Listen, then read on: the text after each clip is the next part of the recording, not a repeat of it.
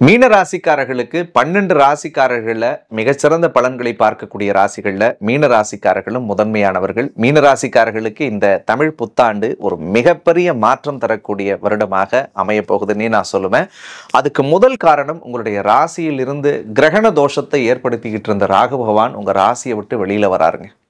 மீனராசிக்காரர்கள் யாரை நீங்க கேட்டு பார்த்தாலும் சரிதான், கடந்த 3 வருட வாழ்க்கை, கிட்டத்தட்ட கடந்த 3 வருஷ வாழ்க்கை என்பது அவங்களுடைய போய் பக்கத்துல நின்று கேட்டீங்கன்னா சொல்லி அடறதுக்கு ஆள் இருக்காது. அவ்வளவு பெரிய மன உளைச்சல்களையும் மன வலிகளையும் மன அழுத்தத்தையும் சுமந்து வாழ்ந்தவங்க. இலகன மனசுக்கு சொந்தக்காரர்கள் மீனராசிக்காரர்கள். இலகன மனசு இருக்கும், அடிச்சிட்டு கொடுத்தாலும் அள்ளி சாப்பிட்ற குணம் இருக்கும். எது சரி எது தப்பு, யார் நல்லவங்க கெட்டவன் கூட தெரியாது சூதுவாதோட பழகுவாங்க.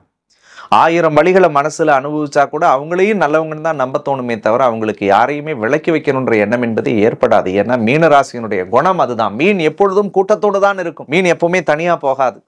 மீன் எப்பொழுதும் எதிர்நீச்சல் போட்டு ஜெயிக்கும். அதுலயும் மனசளவுல நொறுங்கி போய் உடஞ்சு போய் இனிமேல் பார்க்கறதுக்கு வழியே இல்லையே, 7.5 சனி ஒரு பக்கம், ஜென்ம ராகு ஒரு பக்கம், கிட்டத்தட்ட இந்த லாஸ்ட் 1.5 வருஷம் என்பது மீனராசிக்காரர்கள் தற்கொலை பண்ணிக்கலாமா, எங்கேயாவது கிளம்பி போயிடலாமா, எதுக்கு இந்த வாழ்க்கை, சன்னியாசம் மாதிரி எங்கேயாவது போய் யாருக்கும் தெரியாம படுத்துக்கலாமா, அல்லது ஒரு கோயில் வளத்துல போய் நிம்மதியா இருந்துடலாமா அப்படின்னு நினைச்ச அழுத நாட்கள் அதிகங்க.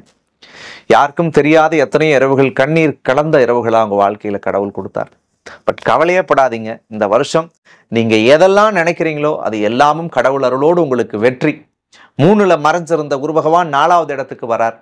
4ல குரு வரும் பட்சத்துல கண்டிப்பா இடமாற்றம் ஏற்படும், வீடு மாற்றம் ஏற்படும், தொழில் மாற்றம் ஏற்படும், வாகனத்துல மாற்றம் ஏற்படும். இந்த மாற்றம் அத்தனையும் நல்ல மாற்றமா இருக்கணும்னு வேண்டிக்கணும். நிறைய டிராவல் பண்ணுவீங்க. இந்த வருஷம் முழுக்க நல்ல விஷயத்துக்கு டிராவல் பண்ணுவீங்க. நிறைய சுற்றுலா தலங்களுக்கு சென்று வருவீர்கள். நிறைய கோவில் குளத்துக்கு நீங்க போயிட்டு வருவீங்க. அதே மாதிரி ரொம்ப முக்கியமா தொழில்முறை சார்ந்த பல விஷயங்கள்ல நல்ல முடிவுகளை முன்னெடுத்து அதுல வெற்றியையும் மீனராசிக்காரர்கள் பெறுவீர்கள். எதெல்லாம் நினைக்கிறீங்களோ அதெல்லாம் உங்களுக்கு சக்சஸ் தான். உங்களுடைய கனவுகளுக்கு உயிர் கொடுக்கக்கூடிய வருஷம். என் வாழ்க்கை இப்படி அமையணும், நான் இப்படி இருக்கணும், நான் இப்படிலாம் லைஃப்ல ஜெயிக்கணும் அப்படின்னு நீங்க நினைச்சிட்டு இருந்திருப்பீங்க இல்லையா? இந்த 1.5 வருஷம் அப்படி முடங்கி போன உங்களுடைய கனவுகளுக்கெல்லாம் உயிரோட்டத்தை கடவுள் கொடுக்க போறார். அதே மாதிரி ரொம்ப முக்கியமா உங்களுடைய ராசிக்கு 7வது இடத்துல இருந்த கேது பகவான் 6வது இடத்துக்கு வரார். கோச்சாரப்படி உங்களுக்கு இருந்த நாகதோஷம் விலகுது. அப்போ இந்த நாகதோஷம் விலகிட்டாலே கல்யாண தடை விலகிடும். இந்த 3 வருஷம் மீனராசியில புருஷன் முண்டாட்டி யாரா இருந்தாலும் கேட்டாலும் எலியும் பூனையும் கிரியும் பாம்புமா தான் இருந்திருப்பாங்க. அல்லது கணவன் மனைவிக்குள்ளே ஒற்றுமை இருக்கு, பாசம் இருக்குன்னா கூட ஏதாவது ஒரு சண்டை சச்சரவு 3வது நபர்களால் வந்துகிட்டே இருக்கும்.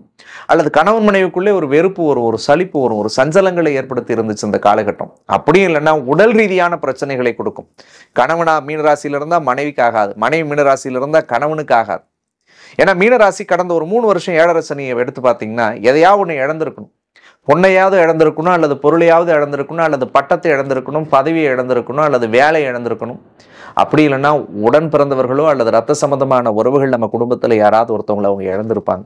ஏன்னா அப்படிப்பட்ட ஒரு கடுமையான நேரம் இது. எதையும் இழக்காது நீங்க தப்பிச்சு வந்திருந்தீங்கன்னா கடவுள் நீங்க பண்ண பூர்வ ஜென்மத்தினுடைய புண்ணிய பலன்கள் உங்களை காப்பாத்துதுன்னு தான் நான் சொல்லுவேன். இந்த நாகதோஷம் விலகும் பொழுது கல்யாணம் ஆகாத மீனராசிக்காரர்களுக்கு கல்யாணம் ஆகும்.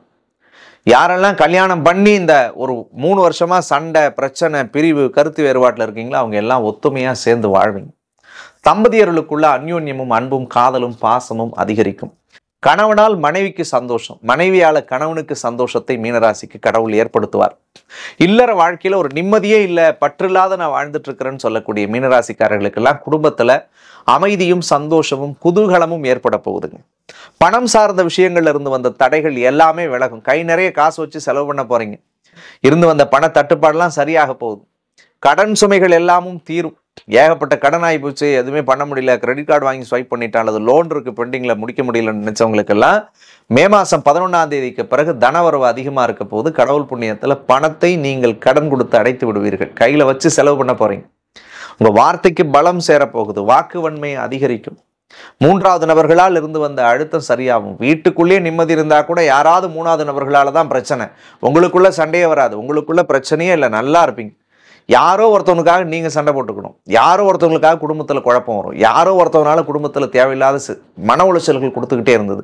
அந்த சிக்கல்கள் எல்லாம் சரியாகும். புரிதல் ஏற்படும். எல்லாருக்குள்ளேயும் ஒரு புரிதல் இருக்கும்.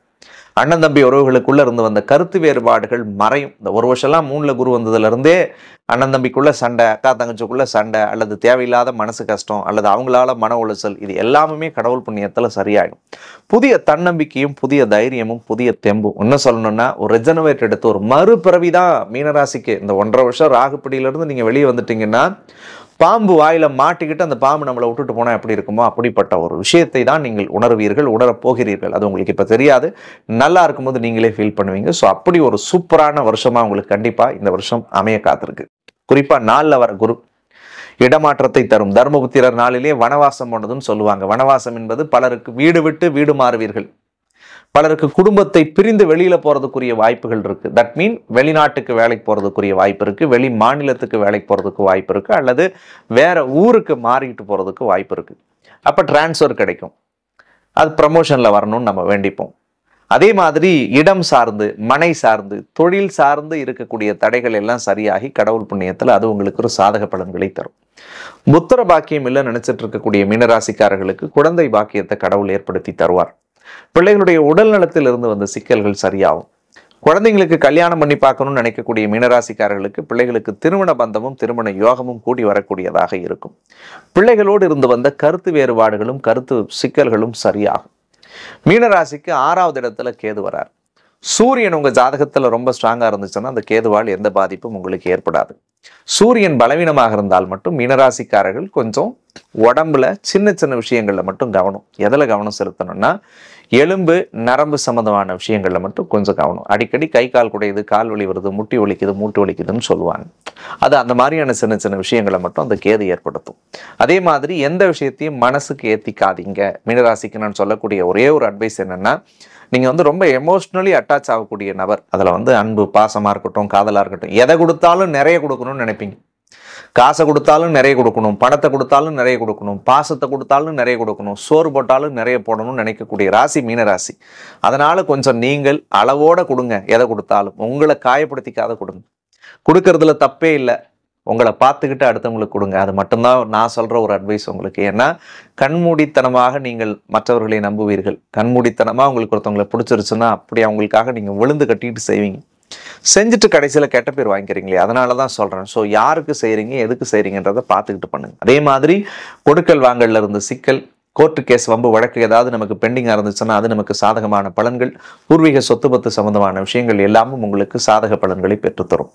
மீன ராசிக்கு 10வது இடத்தை குரு பார்க்கிறார். ஸோ 10 குரு பார்க்கறதுனால இழந்த பட்டத்தையும் பதவியையும் பேரையும் புகழையும் மீனராசிக்காரர்கள் பெறுவீர்கள். மே மாதம் 11ஆம் தேதிக்கு பிறகு மீனராசிக்காரர்களுக்கு ஒரு புதிய பட்டம் கிடைக்கும், புதிய பதவி கிடைக்கும், புதிய பெயர் கிடைக்கும், புதிய பொறுப்பு கிடைக்கும். அரசியல் துறையில இருந்தீங்கன்னா உங்களை தேடி ஒரு பதவி வரும். திரைத்துறையில இருந்தீங்கன்னா உங்களை தேடி ஒரு விருது வரும். புதிய ஒப்பந்தங்கள் கையெழுத்தாகும். கலைத்துறை சம்பந்தமா எந்த வேலையில் நீங்க இருந்தாலும் சரிதான், உங்களுக்கு ஒரு நல்ல விதமான அங்கீகாரம் கிடைக்கும். வேலை இல்லைன்னு நினைக்கிறவங்களுக்கு வேலை கிடைக்கும்.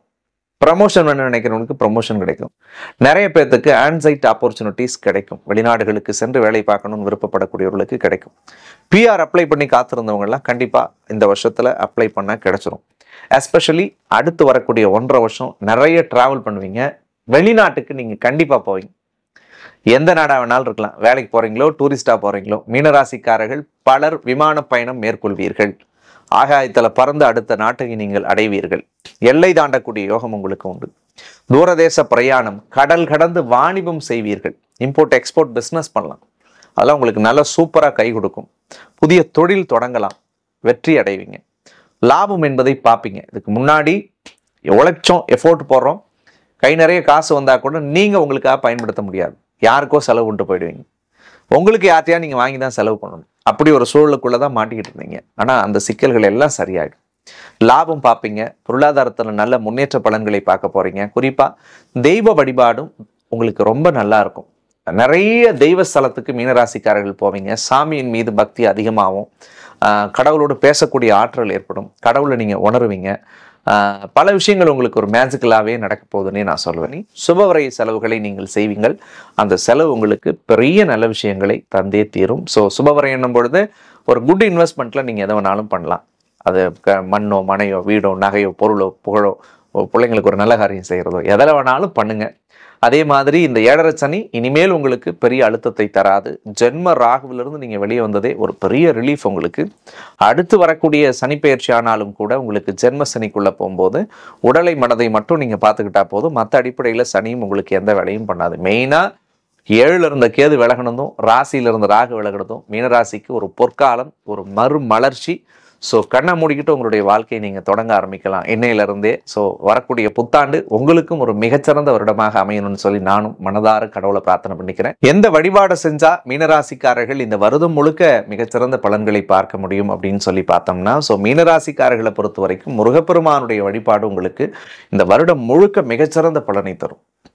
முருகன் இருக்கக்கூடிய இடம் எந்த இடமாக இருந்தாலும் சரிதான், முருகனுடைய பாதத்தை நீங்கள் சரணடைஞ்சு 6 அகல் தீபத்தை வாங்கி முருகனுக்காக ஏத்துங்க. ஏன் 6 தீபம்னா, 6 முக பெருமானுக்கு அருங்கோண தீபத்தை ஏற்றி 6 முகத்தை பார்த்து நாம் வழிபடும் போது அந்த 6 திருமுகத்தையும் 12 கரங்களையும் உள்ளடக்கக்கூடிய முருகப்பெருமான் நீங்கள் கேட்ட வரத்தை உடனே உங்களுக்கு அள்ளி கொடுப்பார். அதுவும் குறிப்பா பார்க்கும் பொழுது பார்த்தா சித்திரை மாதத்தில் வரக்கூடிய பௌர்ணமி, சித்ரா பௌர்ணமி அன்னைக்கு பக்கத்துல முருகன் கோயில் இருந்துச்சுன்னா உங்களால முடிஞ்ச ஒரு அன்னதானம் கொடுங்க. அப்படி என்னால் அந்த நாள் போக முடியலன்னா உங்களுக்கு உங்களுடைய ஜென்ம நட்சத்திரம், மீனராசிக்காரர்கள் பிறந்த நட்சத்திரம் எந்த நட்சத்திரமாக இருந்தாலும் சரி, பக்கத்தில் இருக்கக்கூடிய உள்ளூர்லேயே ஒரு சின்ன முருகன் கோயில் இருந்தாலும் சரி, உங்களால் முடிஞ்ச ஒரு அன்னதானத்தை உங்கள் கையால் நீங்கள் கொடுங்களேன். இந்த வருஷம் முழுக்க இந்த புண்ணிய பலன் உங்களை ஒரு மிகப்பெரிய இடத்துக்கு கொண்டு போய் சேர்த்தே தீரும். ஸோ அதை நீங்கள் மறக்காமல் ஞாபகம் வச்சு நீங்கள் பண்ணுங்கள். இதை மட்டும் நீங்கள் செஞ்சாலே போதும். செவ்வாய்க்கிழமை வெள்ளிக்கிழமை வீட்டில் முருகன் படம் இருந்துச்சுன்னா அந்த முருகன் படத்தை சுத்தம் பண்ணி அழகா அதுக்கு மஞ்சள் குங்குமம் வச்சு 2 வெத்தலை பாக்கு படத்தை வச்சு உங்கள் கையால் முருகப்பெருமானுக்கு ஒரு கற்பூரத்தை கொளுத்தி காட்டி மனமுருகன் நீங்கள் பிரார்த்தனை பண்ணி வேண்டிக்கோங்க. தொடர்ச்சியாக 9 வாரம் நீங்கள் இந்த மாதிரி ஃபாலோ பண்ணுங்கள். வீட்டில் அதிசயத்தை நீங்களே கமெண்ட்ல சொல்லுவீங்க. ஸோ கடவுள் நீங்கள் கேட்கக்கூடிய அத்தனையும் எண்ணிலடங்காத வெற்றியாக உங்களுக்கு கொடுப்பாருங்க. அண்ட் மேலும் இந்த வருஷம் உங்களுக்கு மிகச்சிறந்த வருஷமாக அமையணும்னு நானும் மனதார கடவுளை பிரார்த்தனை பண்ணிக்கிறேன். இறைவனுடைய அருளோடு இந்த வருஷம் பெரிய மாற்றத்தையும் திருப்பத்தையும் சந்தோஷத்தையும் தரக்கூடிய அற்புதமான வருடமாக உங்களுக்கு அமைகிறதுக்கு என்னுடைய நெஞ்சார்ந்த வாழ்த்துக்கள். மற்றும் ஒரு அழகான தருணத்தில் உங்களை சந்திக்கும் வரை உங்களிடமிருந்து விடைபெறுவது உங்கள் ஜோதிடர் அருண்குமார். நன்றி, வணக்கம்.